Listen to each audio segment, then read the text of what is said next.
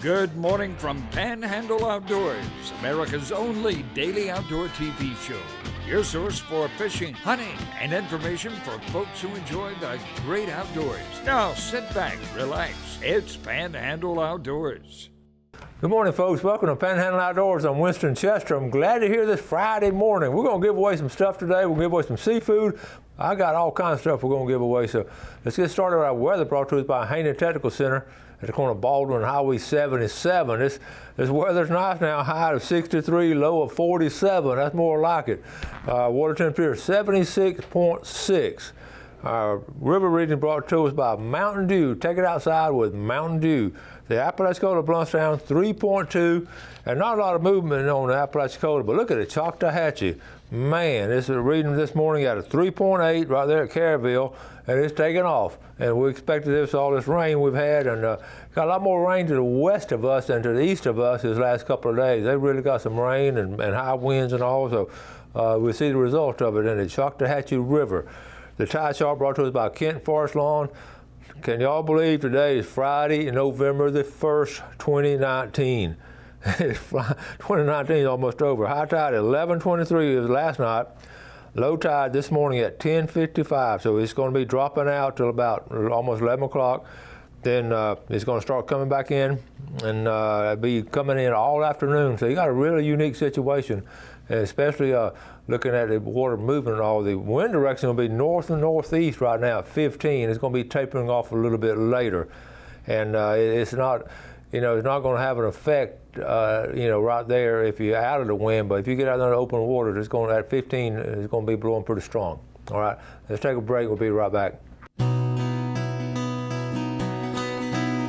Okay, welcome back. We got a lot to go over, so let's get started. But before we get started, I got a lot of feedback yesterday after our show with Arlo and Travis. There's still a lot of I don't know the word, misunderstanding or not completely grasping, and some disagreement and all kind of emotions. I've sort of been a sounding board. I certainly don't mind you calling and telling me and asking me and all that anytime. Always feel free to call me. And I don't really have some of the answers that some of y'all were asking. So my best advice is to call the FWC office. Ask for Becca Nelson. Becca is the public information officer out there, and she can, and I know some of y'all have some good questions, so call Becca Nelson at FWC office. I don't have that number, but it's real easy to get to. If you do electronics, just go to their page, okay? All right, we got to jump on these pictures. Listen, I told you about the mahi biting all. Shasta Branson is a very good fisher lady, and she has caught them this was last week, but she has caught them the last couple of weeks on a strong, regular basis. So good job, Shasta. Okay, now this is fun to me. With deer season rapidly approaching, we introduced the new "My Husband is a Hunter" pillow. So you just stuff the pillow, and because your husband will be going hunting early. My advice, though, just go with them. Say, I want to go hunting, and jump in that truck at 4 o'clock. All right. From Bo Drummond, hey Coach, just wanted to share this experience. My son had an opening day of bow season. Lucas Drummond, 10 years old, killed this nice 8-point in Washington County. Follow Lucas on Stump Knocker Outdoors. Thanks, Bo Drummond from Chipley. Look at that. Now, isn't that a nice buck? Great picture. A good job right there. Thank you for sending that, Bo. Okay. How about we talk about all these deer blinds, and I get a kick out of that off that that page there on Facebook. A school bus, a deer blind. Now that's pretty interesting. I get a kick out of those. Don't forget now, you can register this afternoon. The tournament's going to be tomorrow. All kind of right there, Sunjammers, okay, and all kind of neat stuff. You go get a raffle. You can win a Hobie, a 2020 Hobie Outback, which is a $3,000 machine, and you can buy a raffle and win it. And they're going to draw tomorrow. Also, the raffle on a gift card, $500 gift card. Wow, you can get a lot of Christmas bought right there. So be a part of that. Even if you may not want to have a chance to fish it, you can still buy those raffle tickets. When you're over 60 and your doctor tells you to put on ice where it hurts the most, I think a lot of y'all can understand this one. All right, let's see, that's all for now. I do want to, Gail and I did travel, like I say, this past week. We were able to go to the Southeastern Outdoor Press Association and always have a wonderful time, good folks and all. And we just enjoy traveling, and a lot of times we'll take these back roads and we'll go different places. And we went from Oxford, Mississippi to over to Franklin, Tennessee, because it was Mason's birthday, so we spent a couple days in Tennessee. So from Oxford to Franklin, we went on a back road, and I'm going to show you what we ran into. I saw this, well, I saw some deer running across the road, but y'all seen enough of that. So we saw this, I passed this in a little town there, and I said, look at that, Gail, that's a hunter. It's in a bronze statue. So I turned around, went back, and there it is right there. Got a bird dog, and to the right, bottom right, you see some quail flushing. Folks, that was a National Bird Dog Museum, the Field Trial Hall of Fame. Did you even know there's one of these? I didn't. I was just excited, but they were closed. This was this past Sunday morning, and they were closed. They were going to open at 1 o'clock after lunch, and we couldn't wait. But this is a bronze. Look at that. Isn't that cool? They got the old hunter there, got a dog flushing them, and look at that. And I really want. We're going to make another trip back up there. And go to there. That's a building. That building right there is a museum right there. I just thought that was really good. It was a Bird Dog Foundation. It goes on to say it started in 1991, and it has all kind of the first bird dog field trial. I read every one of these I see, and it started like in 1874 was the first field trial dog. Isn't that really interesting at that point in time? All right, let's go from something pleasant to something unpleasant. We're going to make a trip back up there. I want to see, we've always want to go to Southwest Tennessee, and you remember the movie Walking Tall. There's a little museum up there. You remember Buford Pusser and Walking Tall. He's from McNairy County, Tennessee, and since I watched that movie, I've wanted to go up there and just look at the landscape and all. Now they have a museum, and that's not too far from this place, so we're going to make a little road trip and go back and go up there. Okay, now, what I want to show you here, this is not pleasant, okay? This is some local folks, okay, $500 reward. Y'all see that right there?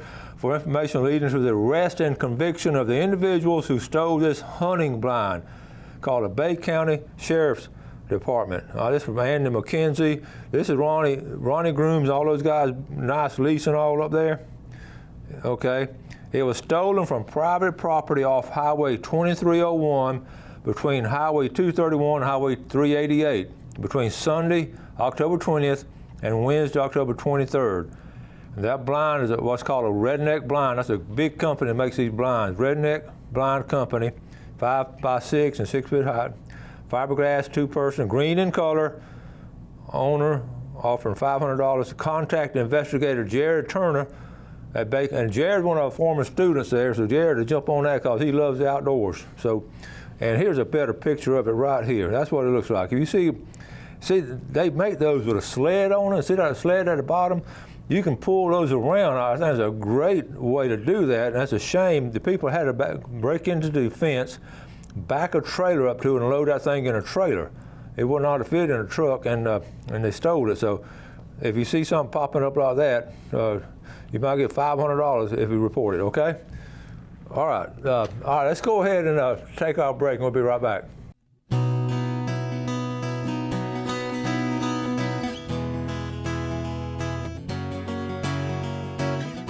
Okay, if you're like me, you're always looking for some outdoor things, and Jeff just told me about some he saw on some pictures and all from a trail camera. This is not local now, but I did pick this up. I was just fascinated with it. We're going to show this to you.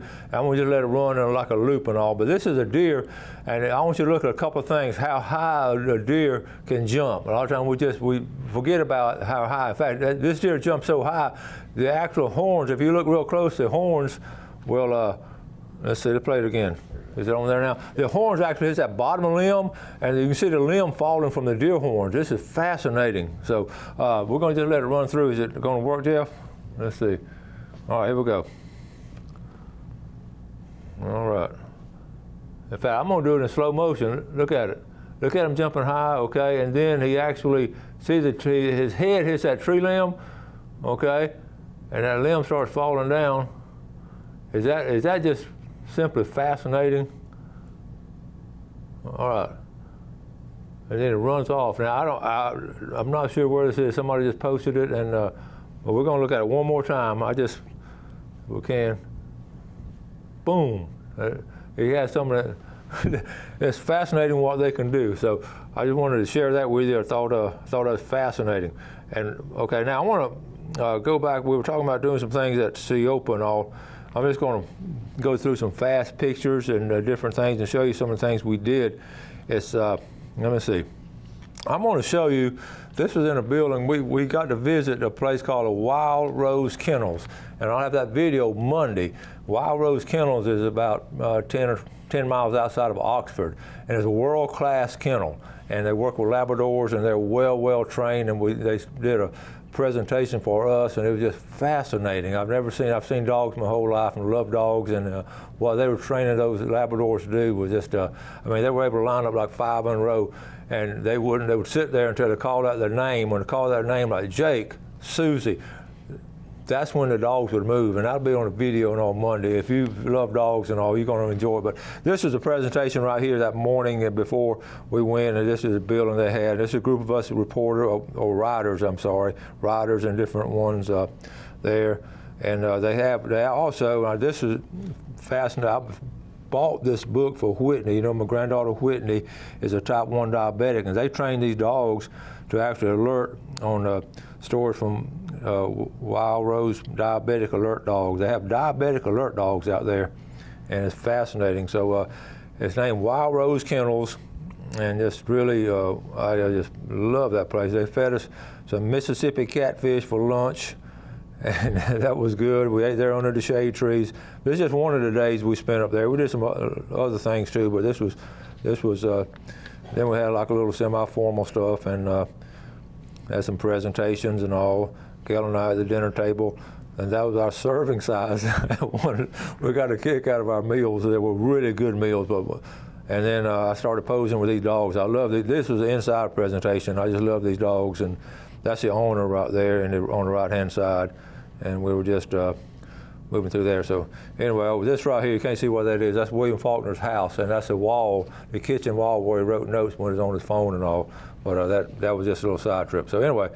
And these are some of the guys, the legends and all in the communications outdoor industry, okay? So, and we'll be more of that. I've got some short videos, but Monday's video is going to be the dog training. I could go on and on about it. Now, let's give away some stuff. It's fall sweepstakes, and I got a box here. I'm going to hold the stuff up that I'm going to put in a box, okay? And there's going to be some lucky winner in the fall sweepstakes. Still fall now, it's not winter till December. All right, here, how about some hand warmers, a pair of hand warmers, okay? Let's see, that box is going to fall. Foot warmers. Now, this is in January. These are good, okay? Okay, how about some little crappie hooks, a whole package of crappie hooks right here, and little lures. A book on peacock bass. Peacock bass is amazing. How about some protective eyewear if you go out shooting or even mowing the yard and all, some protective eyewear. Some corks for brim fishing, okay? This little notebook here, I don't know about you, but I take notes all the time when I'm riding all. So I'm gonna throw one of these in here, there it gets cool. A Berkeley cap, okay? How about not one, but 2 floating pliers, so you can keep one and give one to your friend. And got some catfish hooks, okay? Got some little jigs right here. All right, all these are gonna give away. Let's see what else we got over here. We got 4 koozies, goes in a box. How about a pin cap? Okay, I got the Berkeley. Okay, got that. And tuna t-shirt. Tuna's okay. It's a size large. And some decals. Okay, 2 decals here. All right, got that. And let's see. That's enough. That was a box full. In the winter, a box full. Okay, not a full box. The winner of this sweepstakes prize is going to be, how about all the way from Holmes County, Barbara Carroll. All right, congratulations, Miss Carroll, all the way from Holmes County. So we're gonna put that over there. And let's see, we got a draw for Tarpon Dock. Before we get into that, I have, speaking of decals, right here, I have these clear decals like this is on my book, and then these colored decals. What I'm going to do, I'm going to leave them here at the Fox 28 station, and if you want to come by and get one or whatever you're going to use, one or two, don't get all of them, but we'll be sitting on the coffee table out here in the lounge, and Donna is our secretary, Donna, and she will be glad to help you, and they're free, okay? I buy these for our viewers. And when I go out of town, in fact, I'm going to Walton County and Defuniak in about 2 weeks. I have some of these with me for you folks up there. I know I get a lot of requests for them, and they're free, okay? All right, so now let's get ready to draw. Now this is for Tarpon Dock Seafood Giveaway. And it's gonna be a $20 certificate to get whatever you want. This time of year, it's all good. All right, all the way from Southport, Minley Wash. Minley Wash from Southport is a $20 winner, and a big red snapper, which is good year round. And the winner of that's gonna be, we got a lot of winners this year. Uh-oh, there's two there, so I'm gonna get this one right here. All the way from St. Andrews, how about Carol Harris? Southport, St. Andrews, and Holmes County, our winner this morning. We're gonna get set up for our famous Friday fishing report. So we'll take this final break and we'll be right back. All right, welcome back. Let's take a look at our fishing game time today, brought to us by Blue Water Outriggers down in Port St. Joe.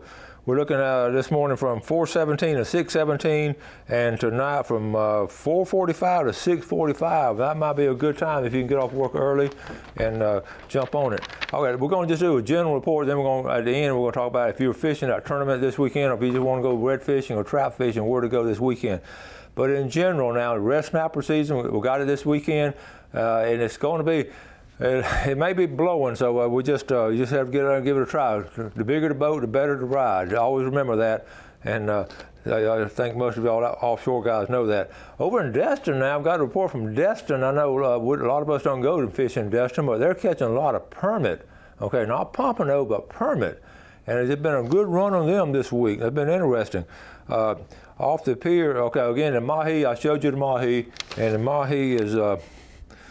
It's been real strong, sort of winding down now, but the pier report, they are catching pompano off the pier.